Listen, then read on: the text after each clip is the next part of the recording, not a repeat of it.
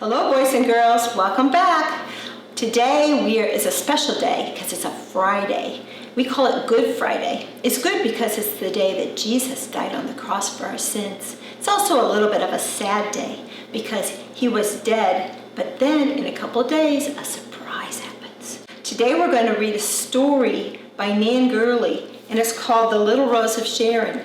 So we're going to read this book and see if I hope you enjoy it as much as I do. Spring came to the newly made world, and every day a certain little rose grew taller and more beautiful. Surely the Creator will be proud of me, she hoped as the color deepened in her petals. The little rose watched the hills in the valley of Sharon come to life. Daffodils grew on the hillside, almond trees blossomed full and white, and the sweet smell of myrtle blossoms filled the air.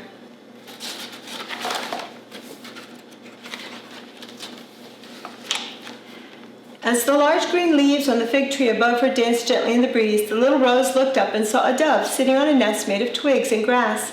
Inside the nest was a tiny white egg. While the mother dove flew over the hillside looking for seeds and nuts, the father dove sat on the egg and made a soft cooing sound. Someday, very soon, thought the little rose, the baby dove will hatch out of its egg.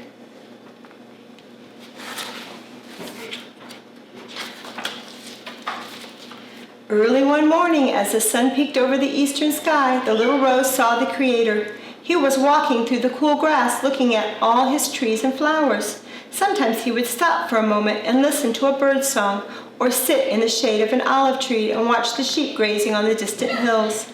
The little rose stood straight and tall and opened her petals as far as she could. She hoped the Creator would notice her as he walked by. Soon he came walking toward her. Surely the Creator will be pleased with my beautiful petals, she thought happily. And then the Creator stood before her. For a long time he looked down at her deep red petals and smiled. Before he turned to go, he bent down and breathed her sweet smell.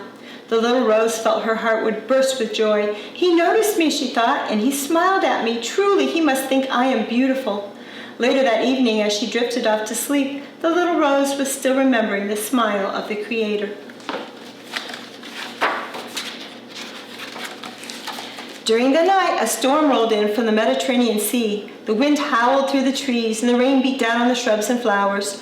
The little rose bent and swayed in the storm. She was frightened of losing her petals. As the rain beat against her, she held on to her petals with all her strength.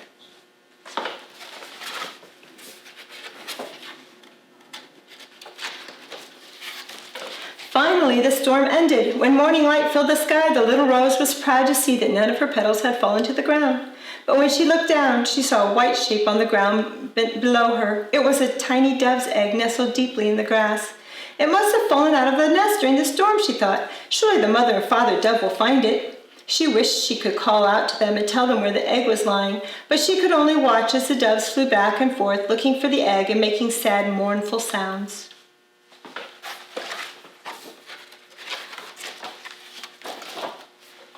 All day the doves searched for the tiny egg, but they never saw it in the grass beneath the rose. And when the sky began to darken, the doves flew back to the branches of the fig tree. If the egg is not kept warm, the baby dove inside it will die, thought the little rose as the cool evening breeze began to blow. She was sad to think that the baby dove might never break out of its shell and learn to fly. If only I could keep it warm. See the egg? It's right down there.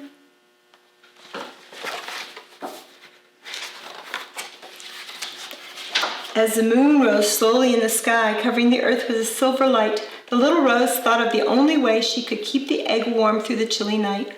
One by one, she dropped her petals and covered the tiny white dove's egg. When the last one fell and the rose petal blanket was complete, the little rose fell asleep to the mournful cooing of the doves.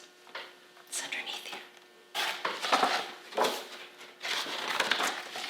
Early the next morning, the little rose awakened by the tiny chirping sounds. What could it be, she wondered, and then she noticed the smallest movement beneath the fallen petals.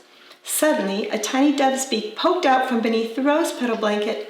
The baby dove is alive, she thought with joy as the chirping grew louder. The mother and father heard the baby dove and flew down from the fig tree. The little rose watched as they lifted their baby from the rose petals and carried it back to their nest.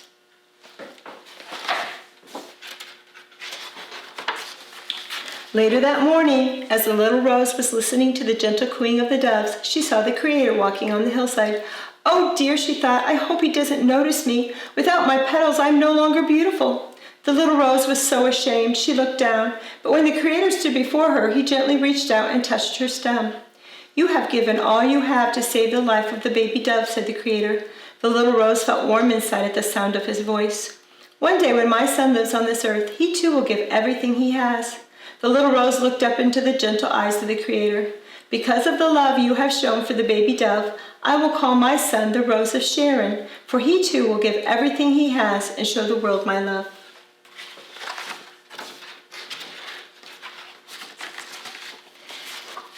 The Creator tenderly touched her stem once more as he walked on through the hillside.